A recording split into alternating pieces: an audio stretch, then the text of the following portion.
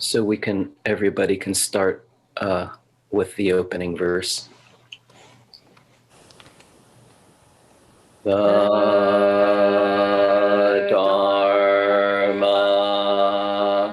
incomparably profound and infinitely subtle is rarely met even in 100,000 billion kalpas.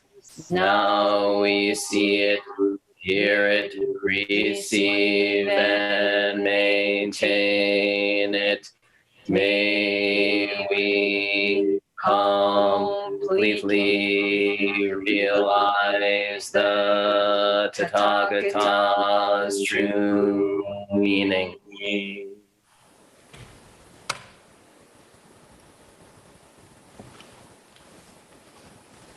I'd like to welcome Master Leandra Robertshaw to speak today.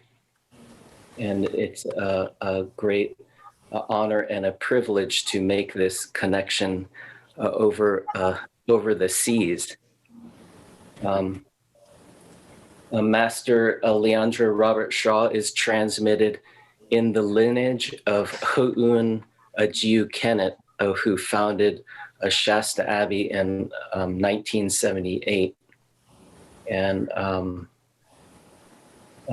Master Robertshaw grew up in Africa and gave up her practice as a psychotherapist to actually devote her life and dedicate her life to Soto Zen.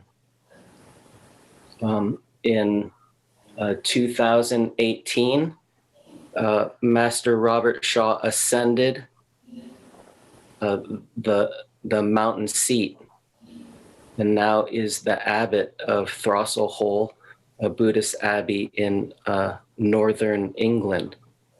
And this connection with Master Robertshaw kind of unfolded organically, and she read a book of Joksho Kwong Roshi's No Beginning, No End, and was inspired to make this connection. So she came up here, I believe 2 or 3 years ago, and stayed with us with one of her students for a couple of days, and we were able to make this connection. Over the past 2 or 3 years, she's continued to make this connection with Kwong Roshi and Sonoma Mountain Zen Center, and has been very kind of sending us words and concerns during the fires and epidemic. So I would like to welcome Master Leandra Robertshaw from Throssel Buddhist Abbey. Welcome. Thank you, thank you. Roland, who's here with me doing the technical stuff, said I should let you know that it's dark here because it's 7 o'clock in the evening, and it's a very windy, wet day. So if you hear a patter of raindrops or wind, it will be on the windows of this ceremony hall. And I keep hoping, Nyose, that you and Kashin will come here one day.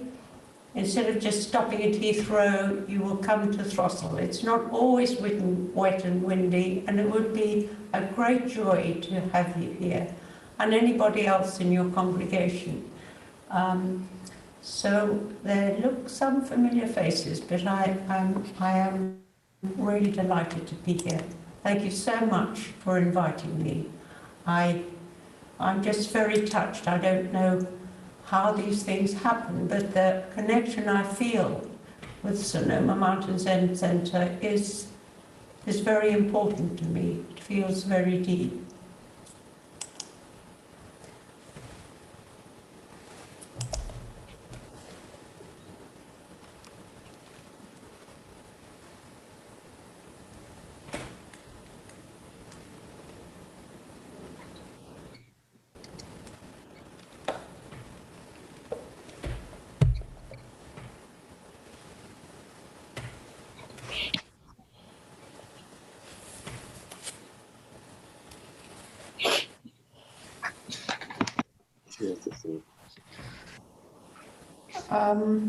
Last month, at the time of the autumn equinox, we offered our week-long Sagaki session on Zoom, of course, which meant some of the Sangha were able to join us who in the past could not have made it. For instance, someone who lives in Tasmania. And, some of our congregation are getting a lot older, not very well, and I think for them, they hope that we'll always go on doing Zoom. I suspect we will in some way, but I think there's something very special about actually being able to go to a monastery, and I hope that will come in due course. Well, because it was Sagaki, and because death and grief seem particularly relevant given COVID pandemic, and the Hungry Ghost ceremonies are of course about death too. So here's what seems a pertinent question. Have your attitudes to life and death changed this year of the pandemic? Some say their commitment to practice has deepened, but for some the challenge of fear has led them away from sitting regularly, and that's a great sadness. I'm sure I'm not alone in wondering, asking myself what the purpose of human life is. How about you? Just spend a moment thinking about how the pandemic has affected you, and how, again, there was that miracle of the wildfires coming so close to your precious temple, and somehow the presence of Suzuki Roshi is very strong in your temple, and the fire didn't overwhelm you. I'm so grateful to the Buddhists and ancestors that that sort of thing can happen. You probably heard from or about people who haven't been able to be beside their loved ones when they were dying. And we currently, one of our older monks is in a care home, and at the moment he can't be visited, but the care manager is a very kind and insightful person, and she will allow at least one of us to be there when he's dying. And she's seen a lot of deaths, so she knows it's getting closer. But when people aren't able to be with their loved ones, they speak of their intense grief. So intense it feels like torture. And then for them the question arises, why have I been spared? I surely can't be dependent on being a good person or having lived an honourable life, for we all die. As some of you probably know, Uchiyama wrote, at the end of aging, we can see that life-death is one life, not life and death. Life-death is undivided. And the way he uses this one word, life-death, reminded me of a quote from Shakespeare's Hamlet. I am dead, thou livest. Draw thy breath in pain to tell my story. And some of those stories are wonderful. People who work in palliative care and write about it. It is amazing how people Luckily, many people die in peace, but of course not all. And I was just thinking of my parents, their wish that what they wanted was to die together. And they decided to go back to Africa and hoped the plane might crash and they would both die. Well, the plane didn't crash, and they didn't stay that long in Africa, although that's where they were both born. I felt they wanted to return. They came back to the UK because they found that they were missing their children and their grandchildren. And that's, for me, a very good story, that what proved more important than returning to their homeland was the interconnection and love for their family. I don't know if any of you are interested in poetry, but something that Mary Oliver wrote recently, in a very open, personal way, of what it is to be human, what it is to love another human being, caught my attention. She wrote, "To live in this world, you must be able to do 3 things. To love what is mortal, to hold it against your bones, knowing that your own life depends on it, and when the time comes, to let it go." And this letting go is demanding, I think, for all of us in many, many aspects of our life.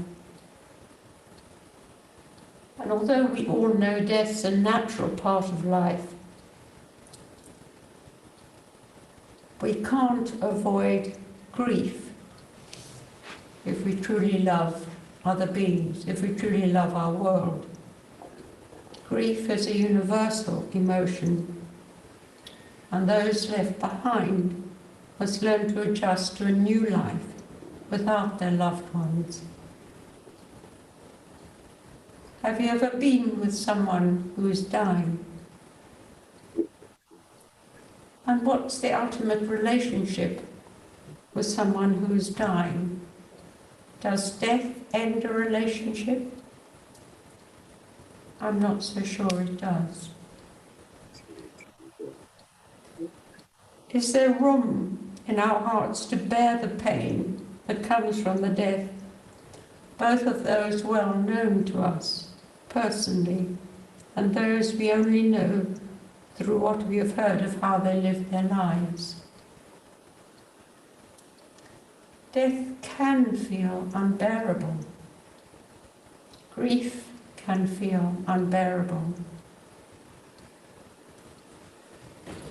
Yet sorrow is a natural part of life, and we all know from experience that our attempts to escape the inevitability of sorrow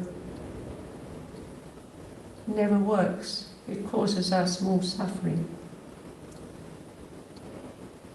Suffering seems to come from our chronic restlessness, which resists life as it is. We, like all living organisms, desire to survive.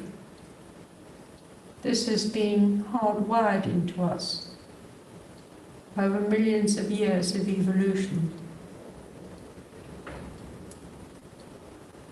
So what? There seems to me nothing left to do but surrender to the truth of being. Let go into the truth that nothing can be relied on, that there is no one thing in the universe that lasts forever. However, to contradict myself, there does seem to be something left. I call it a groundless ground, which is the emptiness that pervades the fullness of things. Empty to the brim, still to the core. Does that make sense? Empty to the brim. We are welcomed into the spacious, vast expanse. Here we can bear our grief and fear, learn not to turn away. In doing so, we find pieces of our lives that we ourselves had forgotten. Sometimes it is in dreams that we are reminded.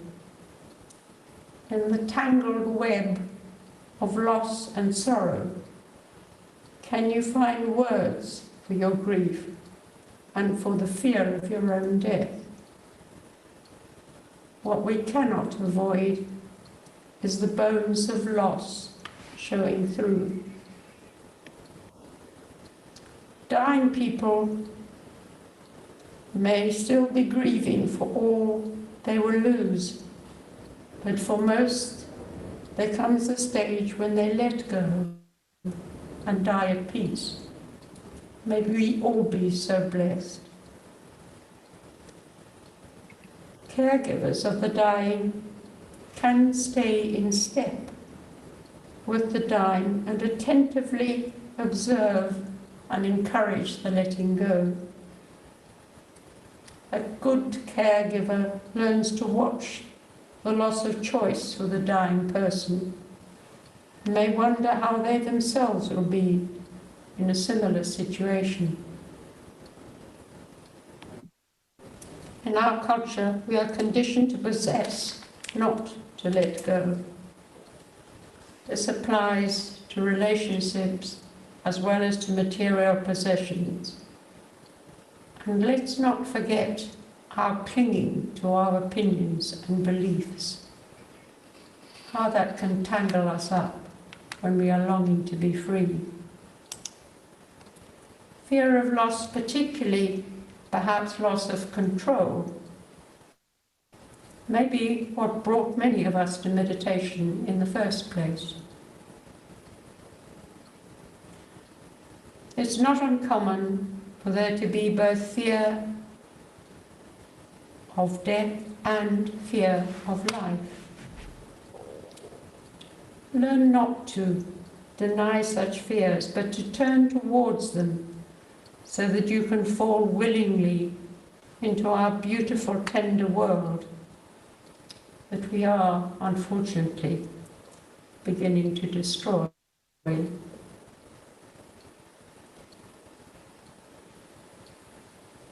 We accept it just as it is, and there is an imperative to do something for the good of our universe and for the good of all beings. Don't ignore the amazing refuge of meditation, which can show us how to look forward to each day, each moment, even to look forward to our own death. I don't mean looking forward in a suicidal, morbid way, but looking forward with interest and without expectation. I remember that so clearly with one of our congregation who was in a hospice. He was sort of excited almost about what is this death going to be like?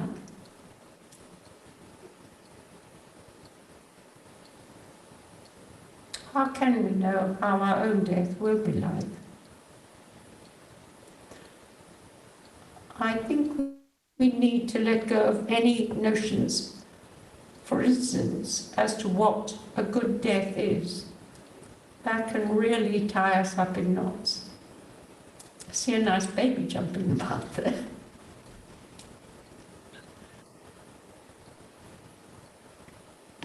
So let's try and set aside expectations of how we should be when we are dying.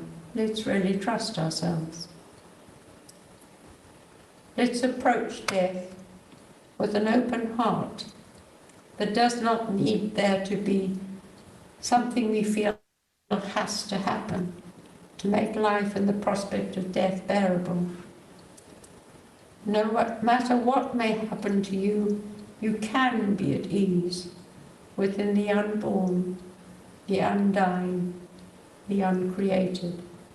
Aren't we fortunate to have stumbled into Buddhist practice?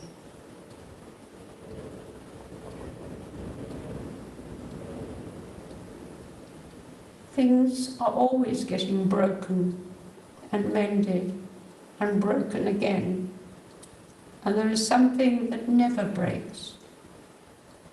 Everything rises and falls, and yet, in exactly the same moment, things are eternal and go nowhere at all. You might have read what Ram Dass said when he was dying. How you relate to death is key spiritual work, and how you see death is a function of how much you identify with that which dies. Encourage yourself to make peace with death, to see it as the culminating event of this adventure called life. Death is not an error. It is not a failure. If you live fully in the present, death is just another moment. So let's give up hope of having things our way.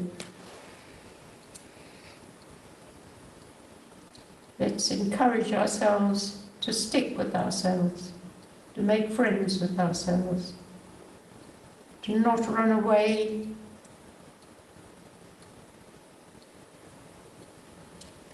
returning somehow to the bare bones, no matter what is going on.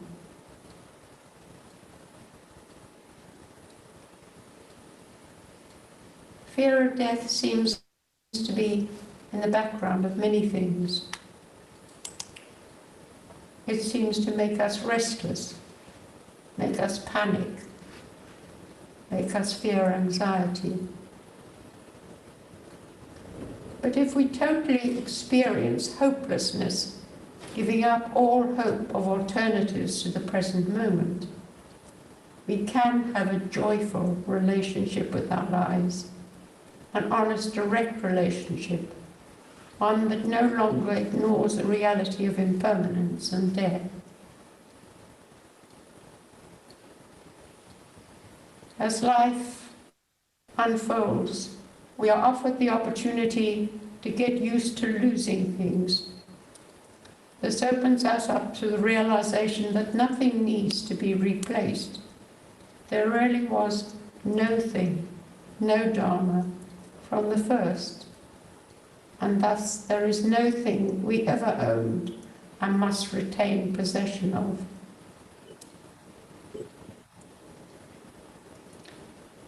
We become able to loosen our fierce grip on grasping onto anything, realizing that the reality is that there is nothing from the first. We find to our astonishment that we can open our hands and let everything fall away. As a consequence, we can find ourselves more able to rest at peace. And there is still sorrow at any loss of the small self's desire. The small self is tempted to invent barriers and bulwarks against unwelcome change. But we all know this is a hiding to nothing, for change, impermanence, is reality itself.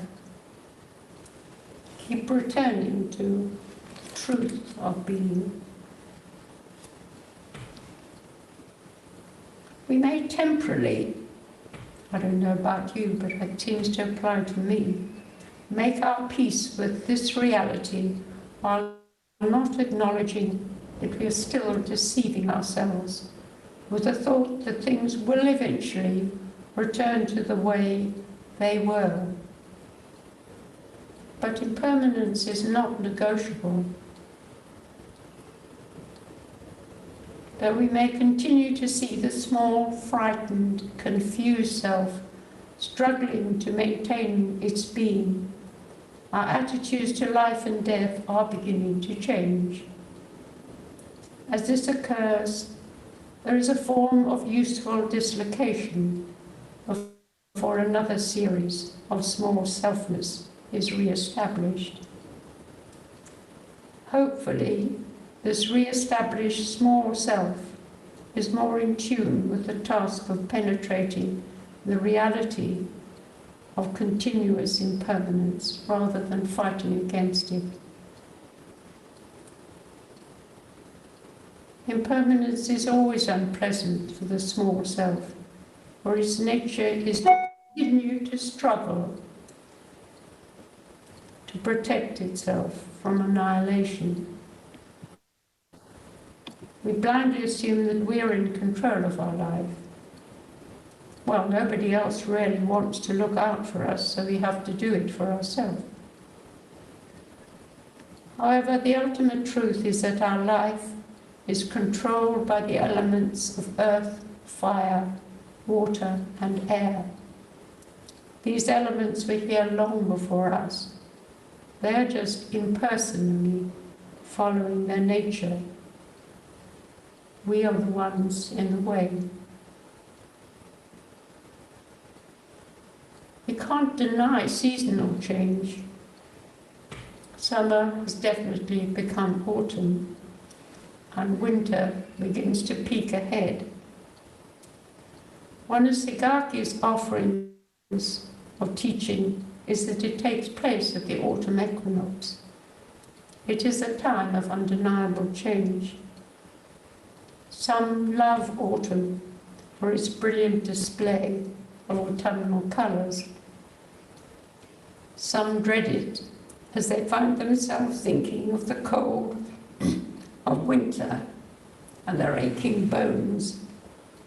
Those SAD people suffering from seasonal affective disorder are anxious about becoming depressed again in spite of their special light sources. But there is a joy. Although change constantly unravels what we know, it also ties us together. We live in spiritual community, and I mean not only the community of monks, but all those around us. And here we share one life, not many lives, not many disparate lives.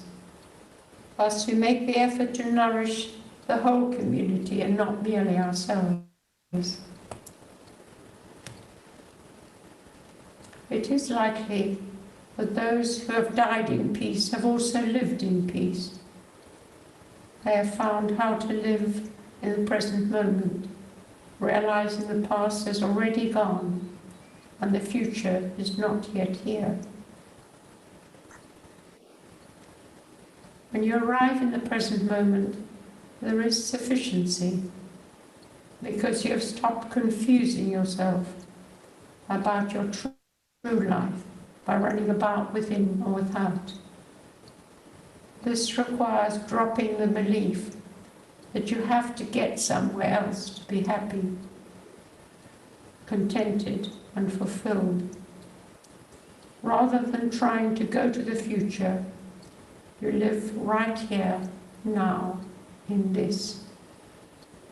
Then there is body, mind, grounded in your life and in your death. Here's a question. Can you accept grief and fear as gifts? They teach us how to live meaningful lives. They teach us gratitude for all we have been given, and help us to untangle the fear of losing everything as we acknowledge but at death all is taken away. There is a beauty in knowing that everything is taken away. All that we held dear will eventually slip through our fingers. And as Dogen said in the Shoshogi, the kingdom of death must be entered by ourselves alone, with nothing for company but our own good and bad karma. Realizing the Dharma, which is the path to freedom from the round of birth and death, is a task we all have to do, and in a way we do it alone, although there's always the encouragement of other practitioners. Put down again and again everything that lacks a real abiding substance. This is your own work, nobody else's. Leave it to others, trust them to do their own work. Our sole responsibility when we are dying is to focus our mind from wandering about and bring it to peace. Leave it to others to do the same when their time for dying comes. We are given lessons in how to swim in the stream of unwavering sorrow without drowning. We acknowledge and embrace the interconnection inherent in the universality of impermanence as it reveals itself. We find we can allow ourselves to become grounded in cherishing what is here and now, and appreciating what rises to take its place. I used to be grateful as I delighted in the appearance of joy. Now joy still appears, but it has a quieter presence that comes from the deeper sense of the unchanging, uncreated, unborn.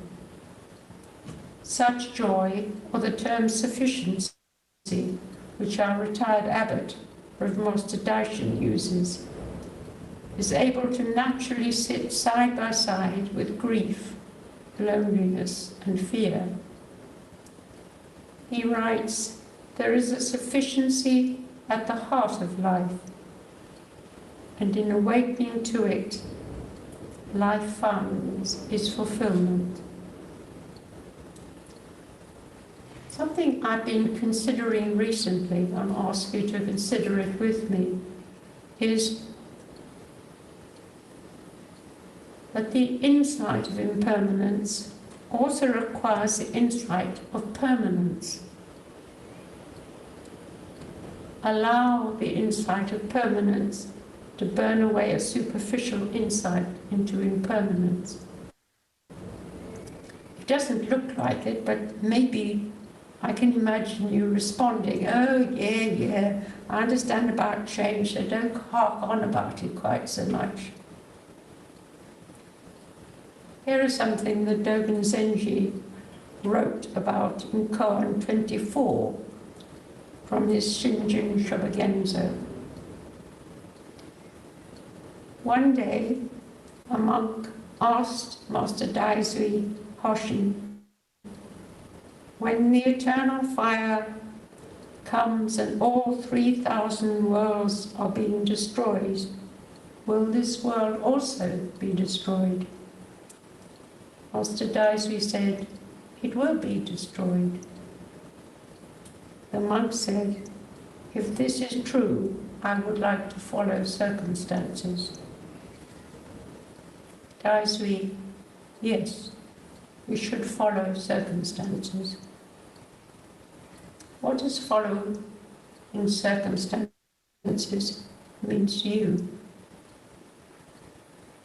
Does it mean accepting them and being grateful for them, rather than fighting against them?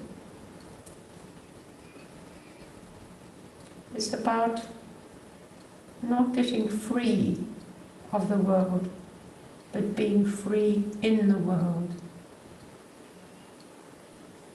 Catch yourself if you notice despair arising and you find yourself thinking, well, what's the point of devoting myself to Buddhist practice if this world is to be destroyed? I might as well give up and lead as self-indulgent a life as I can, without concern for others. I don't expect any of us will have that even occur to us, but if it does, it will be very momentary. Rather than this, hold in your heart the truth that the ultimate is no attachment to any view. Differences between people are natural, but when we start attaching value to the differences, we open the door to heartache. The ultimate has no views. Nirvana is the removal of views. So that's probably more than enough from me. If anybody has any questions or comments, please go ahead.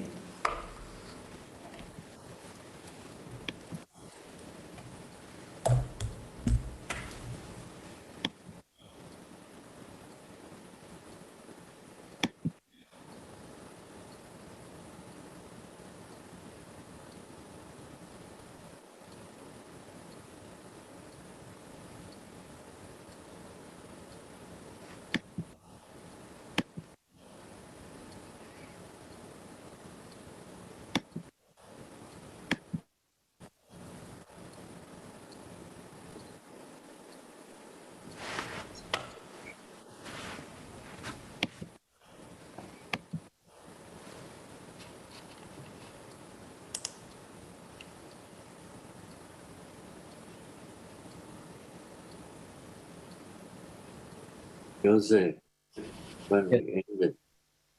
Okay.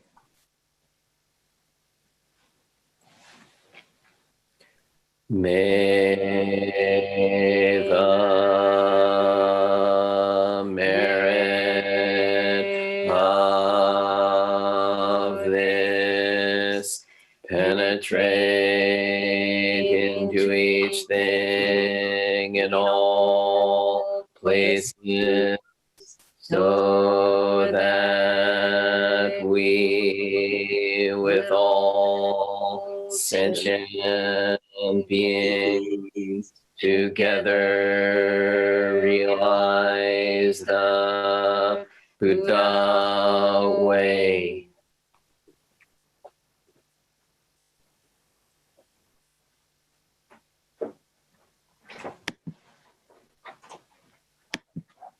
So everyone can do 3 bows, please. Put your hands in Gasho.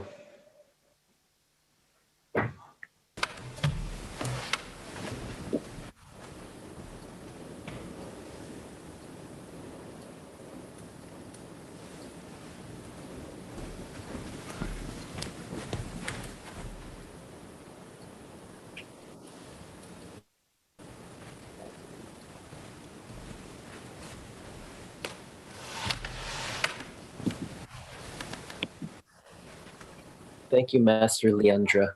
Thank you very much. Thank you very much. Thank you. Thank you. Thank you. Thank you. Thank you so much for asking me. I feel very honoured, and I do value the connection. How these things happen in particular ways, I don't know, but it is very precious to me. And it's not only the Kwongs who are welcome here. If any of you happen to be in the UK and can bear the northern weather, which is often very windy and rather wet, we will be delighted to see you here. Okay. And some of you are a lot younger than me, and so it's easy for you to travel here than me to travel to see you again. But I hope both directions are possible. Okay. Bye. Thank you. Thank you so much. Yeah. Thank you. Thank you so much. Thank you so much. Yeah. Thank you. Bye, bye, bye, bye. Bye bye. Bye bye.